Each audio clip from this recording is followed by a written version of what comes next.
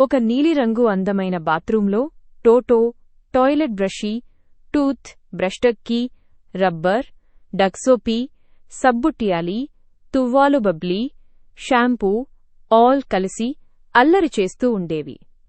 ఒకరోజు బ్రషీ సింక్ దిగువు ఒక పుస్తకం కనుగొన్నాడు. కొత్తగా ఏదైనా చేద్దాం అన్నాడు. అందరూ చేరి టోటో చదివాడు. కాని అది ఆటల పుస్తకం కాదు, శుభ్రం చేసే పనుల పుస్తకం. ఈరోజు మిక్స్ చేసి చూసుకోండి అని రాసి ఉంది.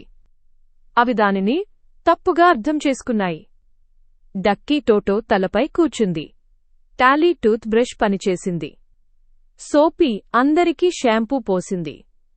బ్రషీ తువ్వాల్లా ఆరబెట్టింది. టోటో ఎక్సర్సైజ్లు చేయడం మొదలెట్టాడు. బాత్రూం మొత్తం అల్లకల్లోలం అయ్యింది. బుడగలు ఎగిరాయి, తువ్వాళ్లు జారాయిడక్కీ చిలిపిగా చిలకరించింది. టూత్ పేస్ట్ ఎక్కడికక్కడ పడ్డది. అందరూ పడిపోయి నవ్వుకుంటూ ఉన్నప్పుడు డక్కీ అంది, అయ్యో, పుస్తకం మీనింగ్ మనం పనులు మిక్స్ చేయమని కాదు, సహకారం చేయమని. అందరూ ఆలోచించి ఒప్పుకున్నారు. ప్రతి ఒక్కరికీ వాళ్ళ పని ఉంది అన్నాడు టోటో. అందరం మన పని సరిగ్గా చేస్తేనే బాత్రూం అందంగా ఉంటుంది. వాళ్లు కలిసి బాత్రూంని శుభ్రం చేశారు. బ్రషీ స్క్రబ్ చేసి సోపీ, బుడగలు చేసి బబ్లీ, వాష్ చేసి టాలీ, ఆరబెట్టిడక్కి చివర నీళ్లు చల్లింది. టోటో సంతోషంగా పర్యవేక్షించాడు. సాయంత్రానికి బాత్రూం మెరిసిపోయింది. నీతి: ప్రతి ఒక్కరూ ప్రత్యేకమైనవారు. మన పని మనం సరిగ్గా చేస్తూ కలిసి పనిచేస్తేనే పని బాగా జరుగుతుంది. తారా అనే చిన్న పాప ఒక అందమైన గ్రామంలో ఉండేది.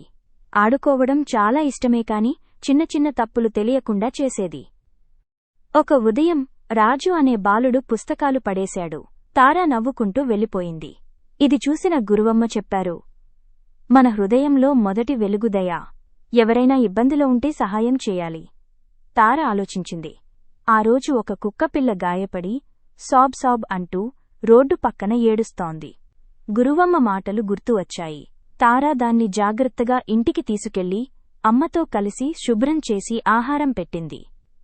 కుక్కపిల్ల తోక ఊపింది. తార గుండెల్లో వెచ్చని వెలుగు వెలిగింది.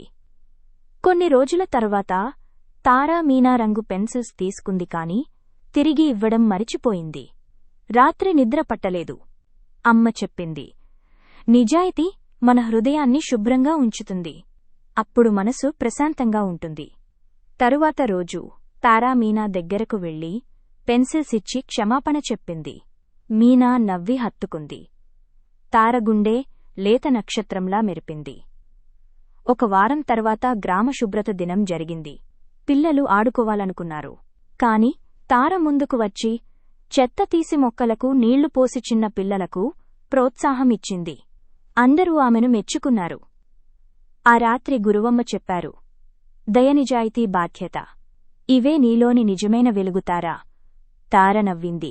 నిజమైన అందం బట్టల్లో కాదు, మన హృదయంలోని మంచితనంలో ఉందని అర్థమైందా.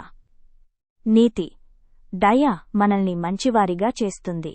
నిజాయితీ మనసు ప్రశాంతంగా ఉంచుతుంది. బాధ్యత మనల్ని బలంగా మారుస్తుంది.